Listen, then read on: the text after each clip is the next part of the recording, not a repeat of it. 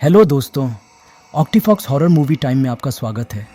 आज जिस मूवी को मैं एक्सप्लेन करने जा रहा हूँ उसका नाम है ईशा।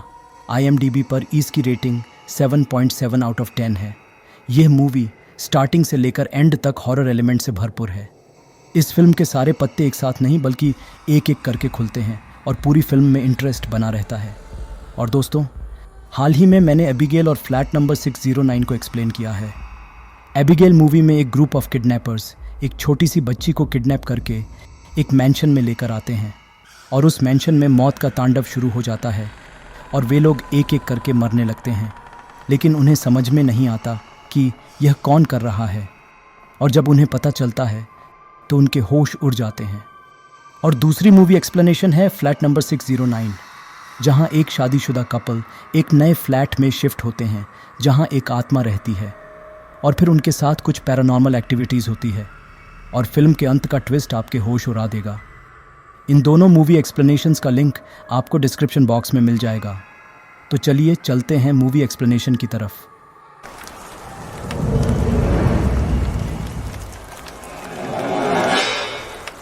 फिल्म की शुरुआत में हम एक छोटी सी बच्ची को एक बॉल के साथ खेलते हुए देखते हैं। अचानक उसकी गेंद अपने आप हवा में उड़ने लगती है और तभी हम उसके पीछे एक आत्मा को देखते हैं जो उसके घूमते ही नॉर्मल हो जाती है। फिर वो आत्मा उसके साथ खेलने के बहाने उसका हाथ पकड़कर पहाड़ी से कूद जाती है और तभी उस छोटी सी बच्ची की नींद टूट जाती है। मतलब वो सिर्फ एक सपना था और सीन यहीं कट हो जाता है। दूसरे सीन में हमें एक हिल स्टेशन में एक ईशा नाम की लड़की के मर्डर की न्यूज़ सुनाई जाती है, जिसे किसी ने बेरहमी से मार दिया था। एक छोटी सी बच्ची की हत्या के कारण वहाँ के स्थानीय लोग बहुत गुस्से में थे और यह जानना चाहते थे कि उस छोटी सी बच्ची का मर्डर किसने और क्यों किया। पुलिस उस बच्ची की लाश को पोस्टमार्टम के लिए भेज देती है, जहाँ डॉक्टर बताता है कि उस बच्ची के साथ कोई गलत काम नहीं हुआ है, ये सिर्फ एक चोरी के लिए रैंडम मर्डर है। दूसरे दिन पुलिस मोहन को ईशा के मर्डर के लिए अरेस्ट करती है, जो ईशा का पड़ोसी होता है। मोहन पुलिस को अपने स्टेटमेंट में बताता है कि उसे लॉटरी टिकट खरीदने का शौक था, जिस कारण वो ईशा के मां से कभी कभी पैसे लेता था। एक दिन उसने देखा कि ईशा के मां ने उसे एक सोने की चेन और बालियां खरीद कर दी, जिसे देख उसके मन में लालच जगी। ईशा को वायलिन बजाने का शौक था, जिस कारण वो दोपहर को वायलिन सीखने जाती थी। मौका पाकर उसने ईशा के गहने चुराने के लिए उसे मार दिया और फरार हो गया। और जब वो ईशा की लाश को ठिकाने लगाने जा रहा था, तब एक जंगली कुत्ते ने उसका पीछा किया, जिस कारण वो ईशा के लाश को वहीं छोड़कर भाग गया। मोहन वहाँ के एक बहुत ही नामी टी स्टेट के ओनर माणिक के यहाँ काम करता था और जब माणिक को यह पता चला तो वो बहुत गुस्सा हो गया और पुलिस स्टेशन जाकर मोहन को मारने लगा।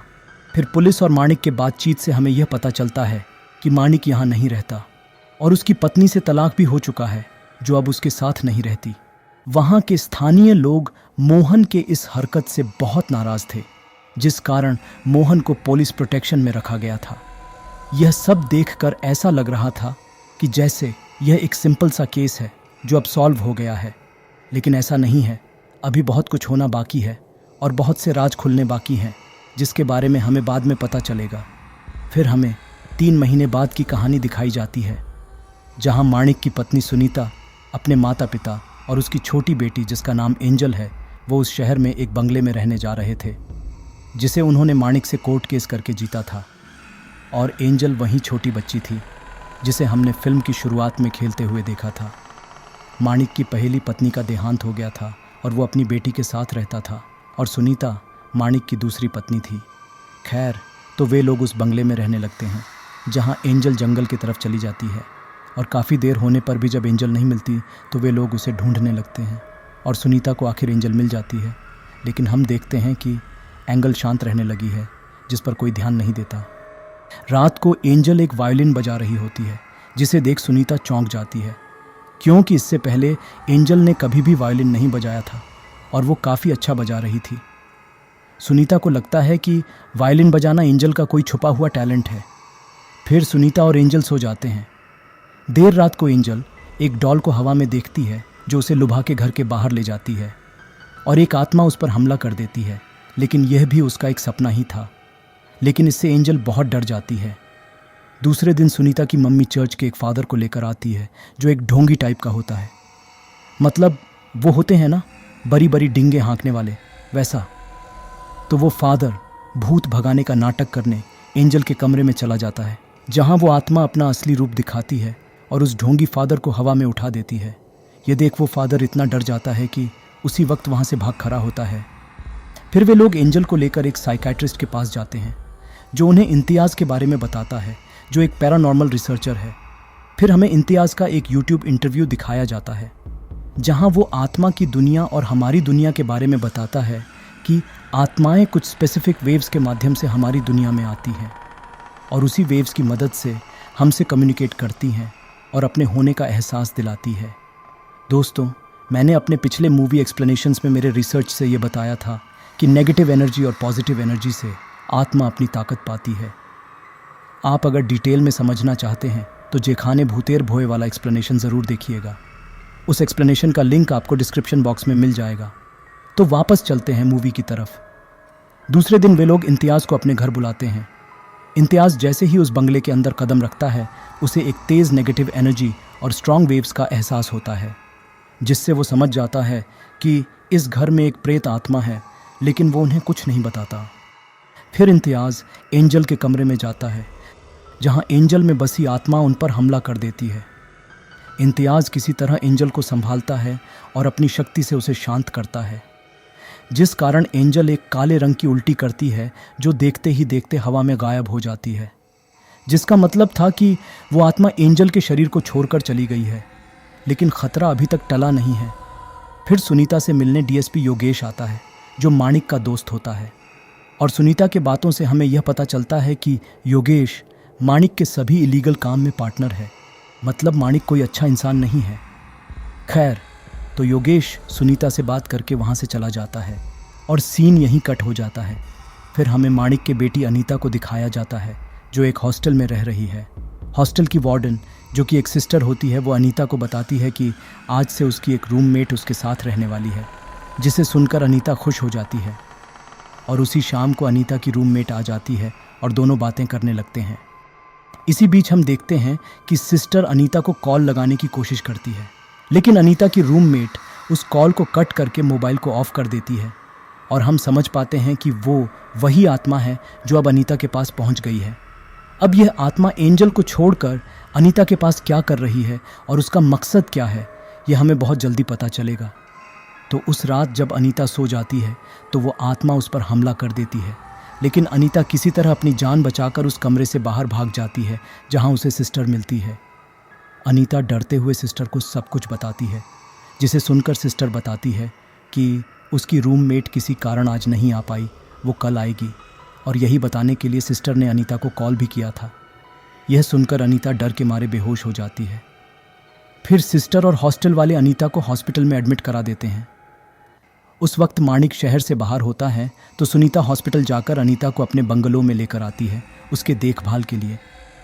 उनके फ्लैशबैक से हमें यह पता चलता है कि सौतेली माँ बेटी के रिश्ते अच्छे नहीं हैं। सुनीता तो अनीता को अपनी बेटी जैसी मानती है, लेकिन अनीता उसे कुछ खास पसंद नहीं करती।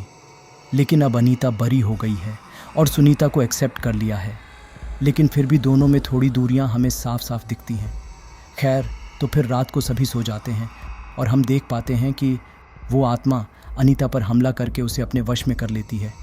दूसरे दिन सुबह सभी को अनीता घर के बाहर बेहोश मिलती है, जिसे वे लोग अंदर ले आते हैं, और जब अनीता को होश आता है तो उसे कुछ याद नहीं रहता। फिर माणिक सुनीता के बंगलो अनीता को लेने आ जाता है। सुनीता नहीं चाहती थी कि अनीता जाए, लेकिन अनीता बोलती है कि उसे जाना ही होगा। और यहाँ हम अंदाज़ा लगाते हैं कि वो आत्मा शायद किसी तरह माणिक तक पहुँचना चाहती है, जिस कारण वो आत्मा पहले एंजल को अपने वश में किया। लेकिन जब उसे पता चला कि माणिक का सुनीता से तलाक हो गया है और वे लोग एक साथ नहीं रहते, तो वो आत्मा एंजल को छोड़कर अनीता को अपने वश में कर लेती है। खैर, तो माणिक अनीता को अपने घर ले जाता है, जहां मार्गरेट उनका स्वागत करती है, जो इस घर की केयर टेकर होती है। रात को वह आत्मा मार्गरेट को अपना भयानक रूप दिखाकर डरा देती है और मार्गरेट दूसरे दिन सुबह वहां से चली जाती है। यह देख माणिक बहुत परेशान हो जाता है, क्योंकि जब वह अनीता को अपने घर ला रहा था तो उसने अनीता के अंदर एक आत्मा को देखा था, जो दूसरे ही पल गायब हो गई थी। और आते वक्त उसकी कार के टायर्स पंचर हो गए थे, जिसमें से काला लिक्विड जैसा कुछ निकल रहा था। माणिक ये सब सोच ही रहा था कि तभी मोहन की पत्नी वहां आ जाती है, जिसे देख माणिक चौंक जाता है और उसे लेकर अपनी कार में निकल जाता है। जाते वक्त कार में मोहन की पत्नी 25 लाख मांगती है, जिसके जवाब में माणिक बताता है कि उसने डील के मुताबिक पहले ही उसे 10 लाख दे दिए थे और अब वो और पैसे नहीं देगा। ये कहकर माणिक उसे कार से बाहर फेंक देता है और घर की तरफ जाने लगता है। तभी मोहन की पत्नी किसी को कॉल लगाती है और हम देखते हैं कि घर जाते वक्त माणिक पर मोहन के कुछ गुंडे उस पर हमला करते हैं और माणिक भी उनके साथ मारपीट करने लगता है। तब तक माणिक का दोस्त योगेश वहां पहुंच जाता है, जिसे देख वे गुंडे वहां से भाग जाते हैं। अब वे लोग किस बात के लिए माणिक को ब्लैकमेल करके पैसे मांग रहे थे और माणिक ने ऐसा क्या गुनाह किया था, यह हमें बहुत जल्दी पता चल जाएगा। तो योगेश माणिक को उसके घर ले जाता है और माणिक फ्रेश होने अंदर चला जाता है और योगेश सोफे पर इंतज़ार करने लगता है। तभी वह आत्मा योगेश को अपना भयानक रूप दिखाती है और उस पर हमला करने जाती है, लेकिन योगेश किसी तरह अपनी जान बचाकर वहाँ से भाग जाता है और सीन यहीं कट हो जाती है। फिर हमने उस डॉक्टर को दिखाया जाता है जिसको हमने फिल्म की शुरुआत में देखा था। वो एक ऑटोप्सी के लिए हॉस्पिटल में होता है और जब वो ऑटोप्सी करके जाने वाला होता है तो वो चेंजिंग रूम में बेहोश हो जाता है। हॉस्पिटल का टाइम ख़त्म होने के बाद सभी कर्मचारी वहाँ से चले जाते हैं। उस डॉक्टर को रात को होश आता है और वो देखता है कि सवेरे से रात हो गई है और वो उस ऑटोप्सी रूम में ही कैद हो गया है। वो यह सब सोच ही रहा था कि कैसे वहाँ से निकले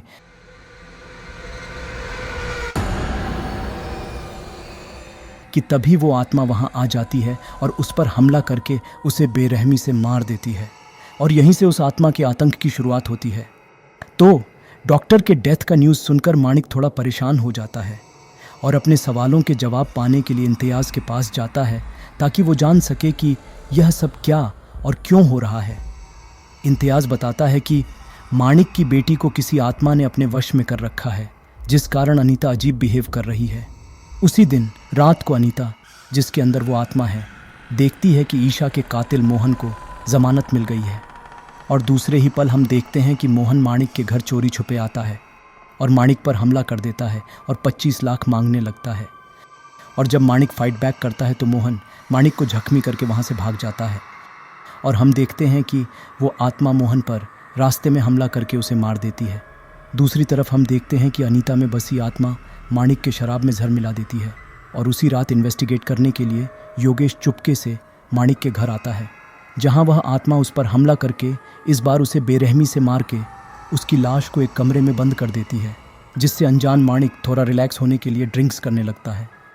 तभी हम देखते हैं कि इम्तियाज़ अपने असिस्टेंट के साथ माणिक से मिलने वहां आता है और घर के अंदर अपने पैर रखते ही इम्तियाज़ को उस आत्मा द्वारा हमले के नेगेटिव वेव्स आती हैं और वो अपने असिस्टेंट को अनीता को देखने के लिए भेज देता है और खुद पूरे घर की छानबीन करने लगता है और उसे माणिक अपने कमरे में बेहोश पड़ा हुआ मिलता है। यह देख इम्तियाज़ उसी वक्त एम्बुलेंस को कॉल लगाता है। दूसरी तरफ जब वो असिस्टेंट अनीता के कमरे में जाती है तो वो आत्मा उस पर हमला कर देती है और तभी इम्तियाज़ वहाँ आकर अनीता को पकड़ लेता है और अनीता बेहोश हो जाती है। फिर एम्बुलेंस आकर माणिक को हॉस्पिटल ले जाती है और इम्तियाज़ अनीता को एक कुर्सी से बांधकर एक ouija बोर्ड के मदद से उस आत्मा से कम्युनिकेट करने लगता है। पहले वह आत्मा का नाम पूछता है और जैसा कि हमने अनुमान लगाया था, वह आत्मा अपना नाम ईशा बताती है। फिर जब इम्तियाज़ उसे इन सब का कारण पूछता है तब हमें इस पूरी कहानी के असली कांड का पता चलता है। तो हुआ कुछ ऐसा था कि ईशा मोहन के साथ माणिक के घर में खाना बनाने का काम करती थी। एक दिन माणिक और उसका दोस्त योगेश माणिक के घर पर पार्टी कर रहे थे और नशे में उन्होंने ईशा के साथ बहुत गलत कर दिया, जिसे ईशा सह नहीं पाई और वहीं दम तोड़ दिया, जिसे देख दोनों बहुत घबरा गए और मोहन को 5 लाख का लालच देकर ईशा के लाश को ठिकाने लगाने को कहा। लेकिन जब मोहन ईशा के लाश को ठिकाने लगाने जा रहा था तब एक जंगली कुत्ता उस पर हमला कर देता है और वो ईशा के लाश को वहीं छोड़कर भाग गया। और जब माणिक और योगेश को यह पता चला तो पकड़े जाने के डर से वे लोग मोहन को ये इल्ज़ाम अपने सर लेने को कहा और बदले में 10 लाख देने का वादा किया और पैसे के लालच में मोहन मान गया। फिर उन्होंने डॉक्टर को भी पैसे का लालच देकर झूठी रिपोर्ट बनवा ली कि ईशा के साथ कोई गलत काम नहीं हुआ था और यह सिर्फ एक चोरी का मामला है। जैसे हमने फिल्म की शुरुआत में देखा था। लेकिन बाद में मोहन के मन में लालच जाग गई और वो माणिक को ब्लैकमेल करके 25 लाख मांगने लगा और इस तरह पूरे कांड की शुरुआत होती है। खैर, तो यह सब देखकर इम्तियाज़ समझ जाता है कि ईशा की आत्मा उन सब से अपना बदला ले रही है जो इस कांड में शामिल है और उन सभी को एक एक करके मार रही है और अब सिर्फ माणिक बचा है। फिर इम्तियाज़ को योगेश की लाश भी मिल जाती है और यह सीन यहीं कट हो जाता है। दूसरे सीन में हम देखते हैं कि इम्तियाज़ कमिश्नर को सारी बात बताता है, लेकिन जाहिर सी बात थी कि कमिश्नर यकीन नहीं करेगा। कमिश्नर कहता है कि भूत वाली बात पर भरोसा करने के लिए उसे ठोस सबूत चाहिए जो साबित करना मुश्किल था। फिर कमिश्नर बताता है कि माणिक और अनीता को एक ही हॉस्पिटल में रखा गया है। यह जानकर इम्तियाज़ उसी वक्त हॉस्पिटल के लिए निकल जाता है ताकि वो ईशा को अनीता के शरीर में रहकर माणिक को ना मारे, क्योंकि अभी तक पुलिस को अनीता पर सिर्फ शक है। लेकिन अगर ईशा ने माणिक को अनीता के शरीर में रहते हुए मार दिया तो सारा इल्ज़ाम बेकसूर अनीता पर आ जाएगा। दूसरी तरफ हम देखते हैं कि ईशा की आत्मा वहाँ पहरे देते हुए सभी पुलिस और अस्पताल के स्टाफ से लड़ते हुए माणिक तक पहुँच जाती है और माणिक भी उससे बचने के लिए भागने लगता है और गलती से एक खिड़की को तोड़कर नीचे गिरकर मारा जाता है और माणिक के मरते ही सब कुछ शांत हो जाता है।